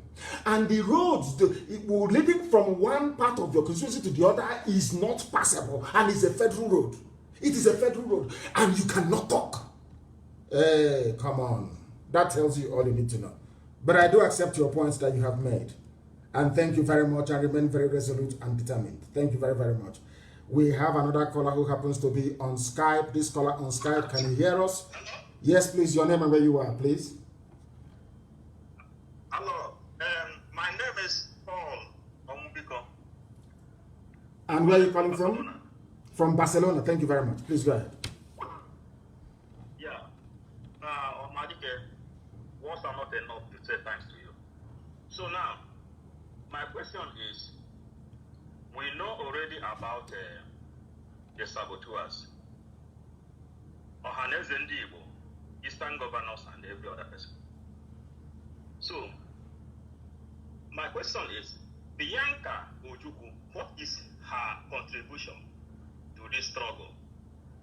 When you answer me, then I have another question. She's very strong and very resolute, and you know how our people are. If the wife of our leader were to be too forward and come out every day and leading this very fight from the front, some of people will also come up and say, oh, is it this family that we have come to suffer? All the time it is them. Oh, they took us to war and they have come again. You don't know how that our people can be very, very devilishly vindictive. She wrote a statement about what happened at MN, the killing of IPOB family members there. She wrote very eloquently. And I believe that right now she is conducting herself very well and providing counsel and advice the best way that she can. Thank you. Go ahead. Another question is, we have seen these people from Uyo, and we know that religious are the people that cause our problem in that contraption. So, now, Jesus Christ, he prayed, he said, let thy kingdom come, and he was referring to Biafra. Yes. And Biafra is the only kingdom in this world without a king. Yes. Then, Nostradamus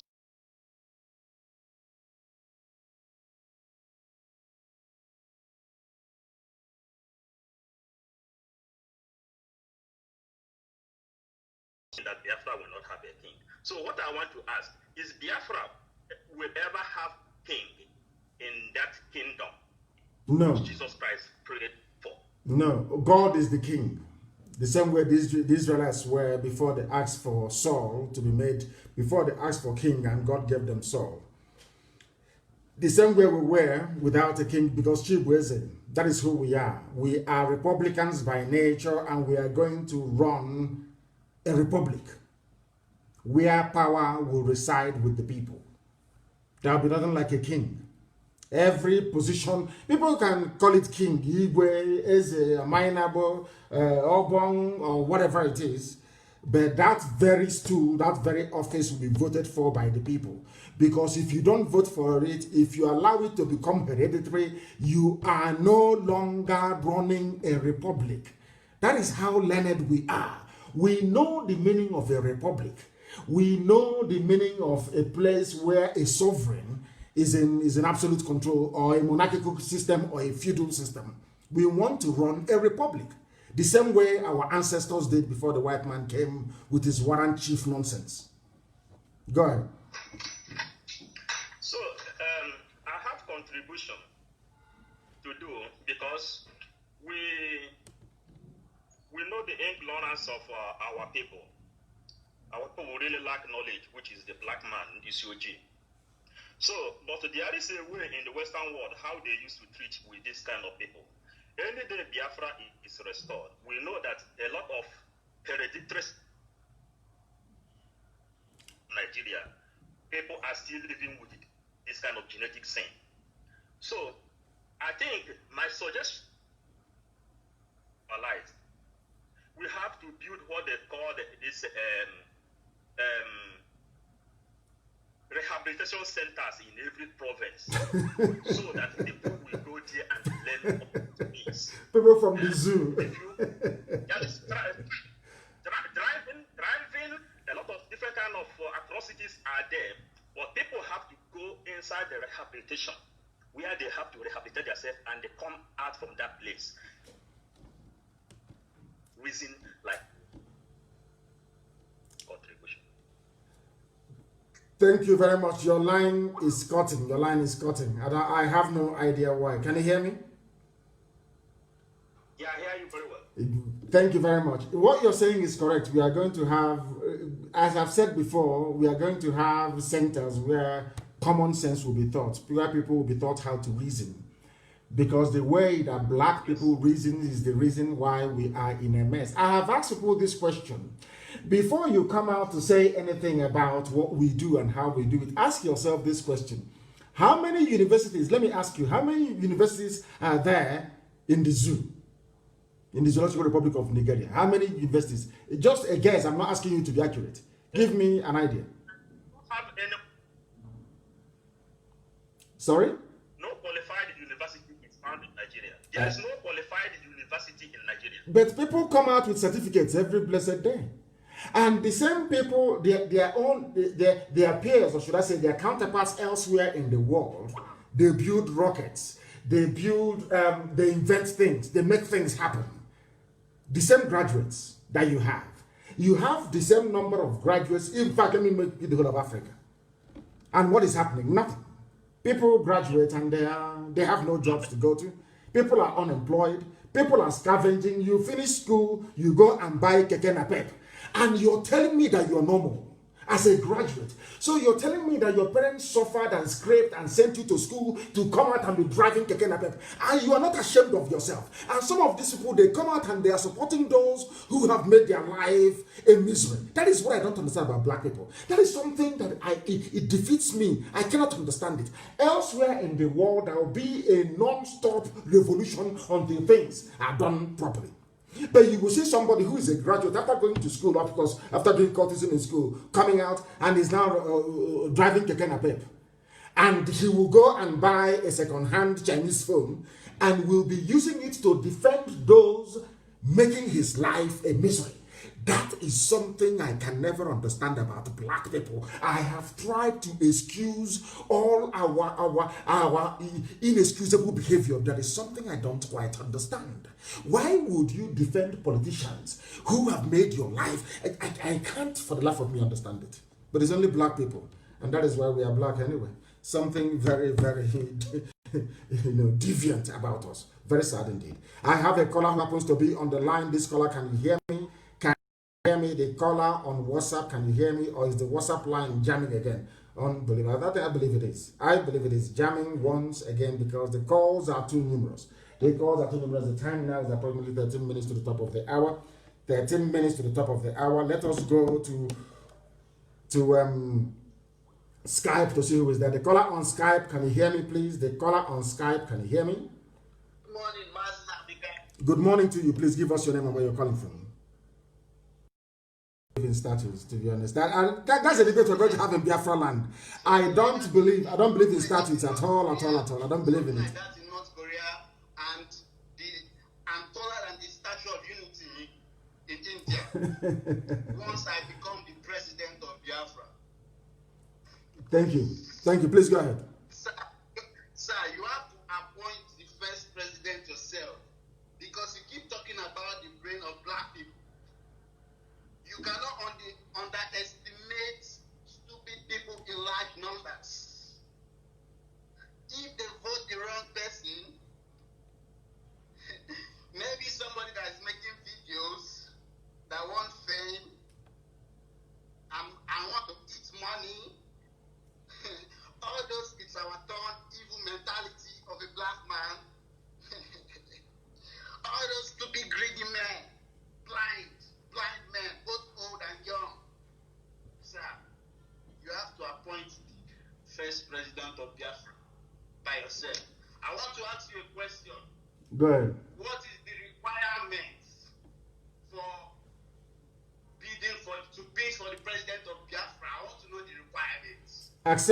Acceptability by the people. The people will have to choose, because our job is to educate and prime our people to be able to tell us who can make their lives better, and also to have the conviction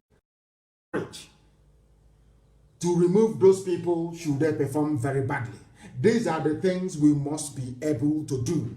Once we have a system you cannot read, because if you read elections in Biafra land, you'll be hanged. Is death penalty. Now, if we have a system whereby you cannot read elections, that the will of the people will prevail, I trust that the majority of Biafrans always and at all times will be able to make the right choices at all times. So if the people accept you, then you can go and serve them. You're not going to rule anybody. You are going to serve, because if you don't perform very well, they can recall you or remove you from office. So all you need to do, starting from today. Sorry? Sir, God told me to give Biafran electricity. God told me to give Biafran electricity, not NEPA. I'm talking about 24-hour electricity. Electricity that is like oxygen. Are you an inventor? Did you invent anything? Did you invent, have you invented anything that can give us electricity without burning fossil fuel? Have you developed anything that can give us electricity? Solar energy from the sun. Very good. Now we welcome you to try and make that available as soon as Biafra is restored. Thank you very, very much for that. That is what we would like to hear. I want to know the requirements. Because I am capable. I pass all the requirements physically, spiritually, educationally, mentally, historically. Then you don't need to convince me. You don't need to convince me. Go and convince Biafran people when the time comes. Pray for Biafra to come first of all, and then you put yourself forward. All these, your credentials, will be scrutinized then. It is not left for any electoral commission to be talking rubbish. Our people will choose those that will serve them. And I genuinely and honestly believe that you will do very, very well. I believe so.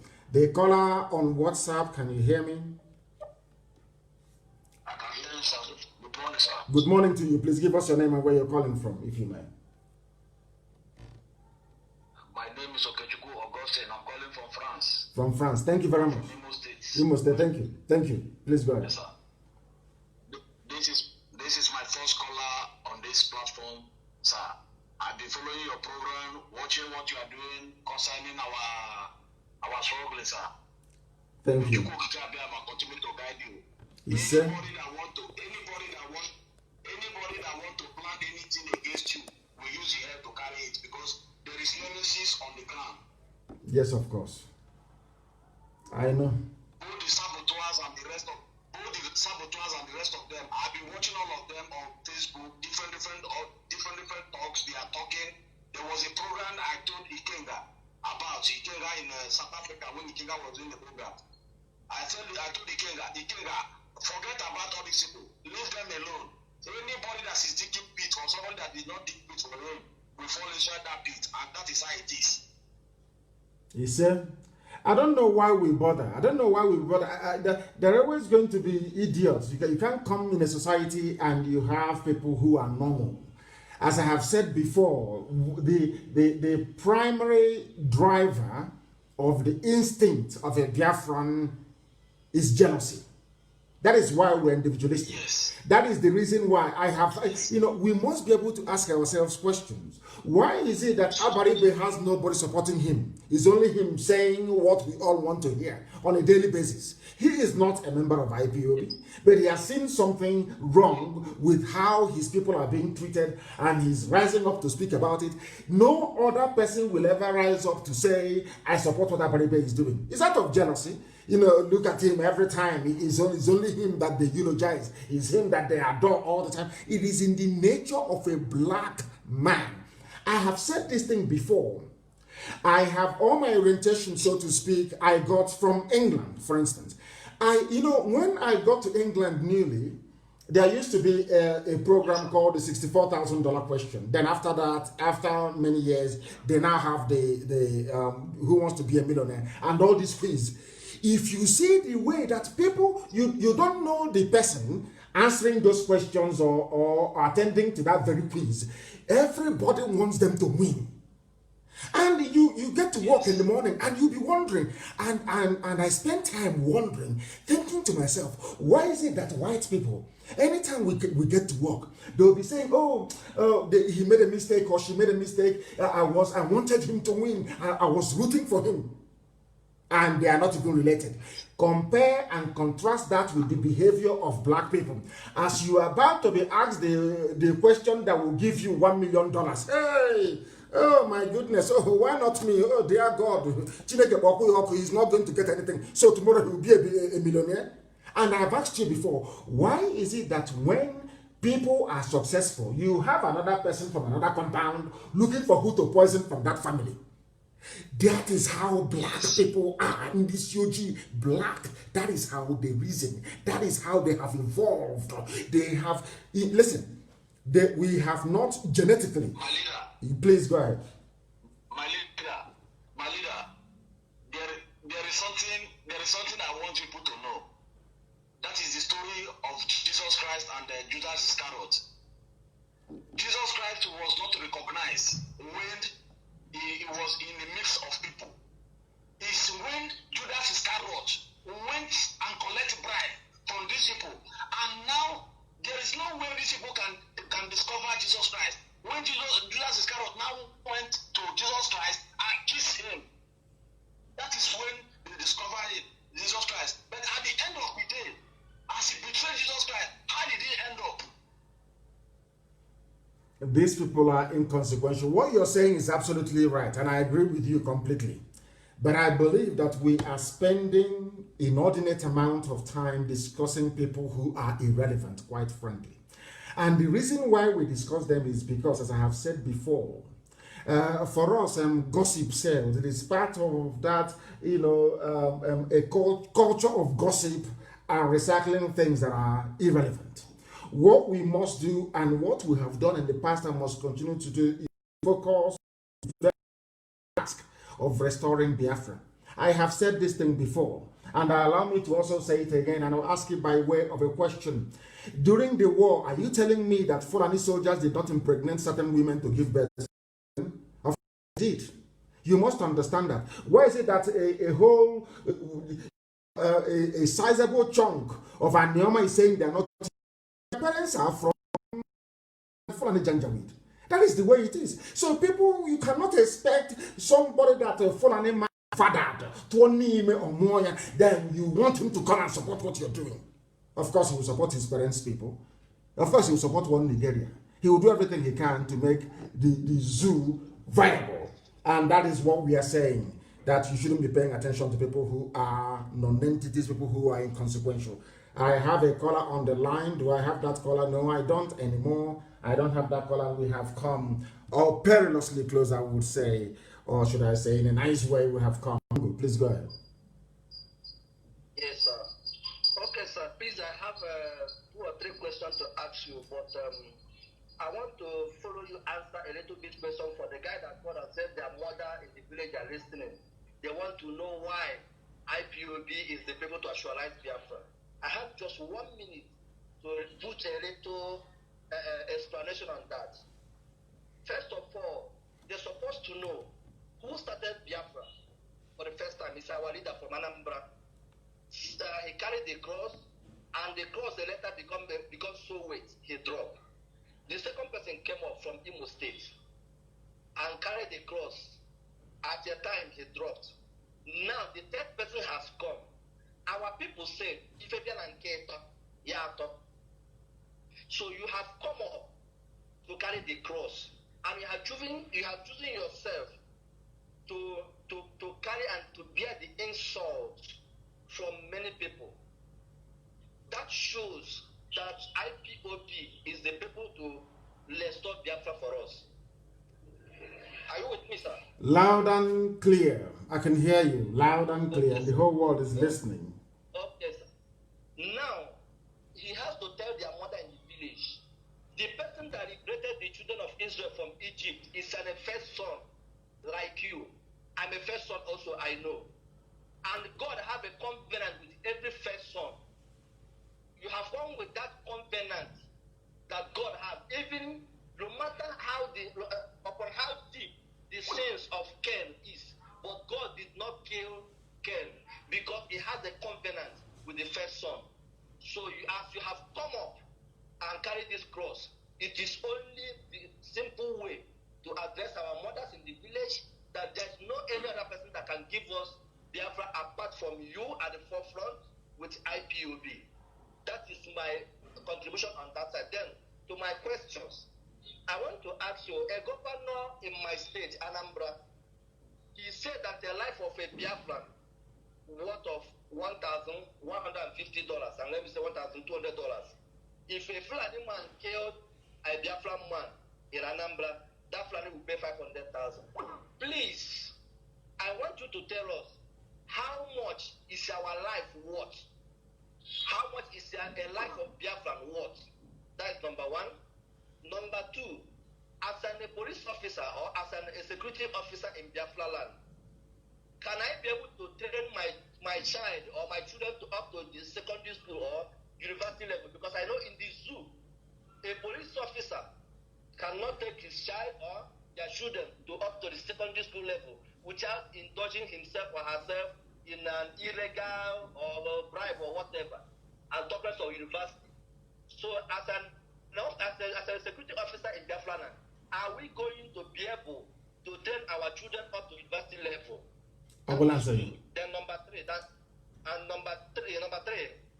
in the zoo, most especially in the southeast, in Biafra land, we don't have a standard hospital that has helicopter. They have their number that if you call on emergency, they will come with their helicopter to rescue life, because this is one of the reasons people are dying carelessly. Before you can be able to travel from where with the bad road and pothole and whatever, the person will give up. But we do watch the white men, once there is an emergency, helicopter will be there, even their boss or their whatever will be there, they will rescue people on time. Are we going to have a standard hospital like that in Biafra land? Thank you very much. Finally, finally, sir, our political leaders today, all these called Ndoshi, all these are the so-called elite or whatever they call themselves now. When Biafra is restored, there is something French called remise et reprise. That is when they are exchanging some documents or whatever, like when you have a new president. Are we going to have a kind of the risk of our leaders, the Biafran leaders, that has collected contracts of loads or contracts for a mega project in Eastern region, so that we can be able to know their names very well and deal with them mercilessly? Thank you very much, sir. Thank you. Thank you. Thank you very much. I hope to remember all the questions you asked. Initially you said, what is the price of life? Where we come from, you can't exchange anything that is material for life. In other words, which means that life is supreme. In BC, life is more than anything in the world. So, and we are going to go on valuing life the same way we were doing it before the white man came with his colonization. And today we are a mess. And today you have Biafran people, you have Igbo men and women running SARS in Okozo, harvesting organs of their fellow Igbo people. Something that is an abomination before God Almighty in heaven. So for us, life is priceless. You cannot put a price to life itself.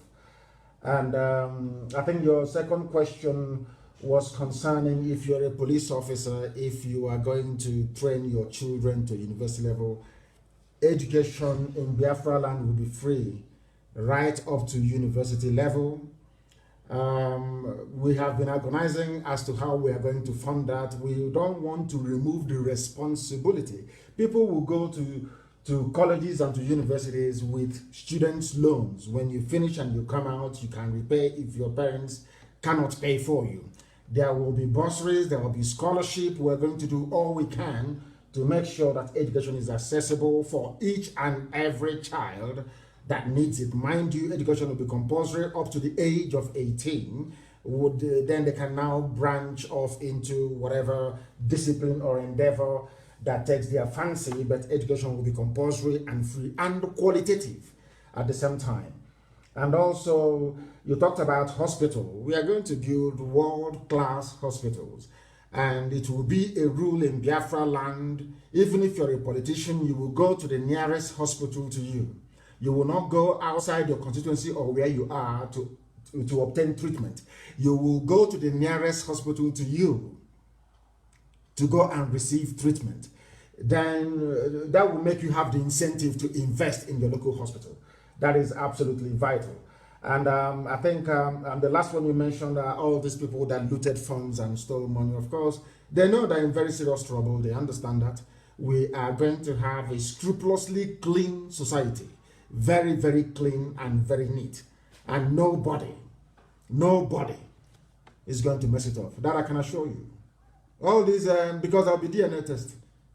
All these people that were fathered by Janjaweed, they have to go and look for their parents. Very, very important. We will welcome those from abroad. We welcome the Rainbow Coalition that will come back after Biafra has been restored. And on that note, I want to thank each and every one of you for having listened to us, not minding the shenanigans of the idiots who think that they can suppress our numbers by giving the lame excuse that there is an interruption somewhere.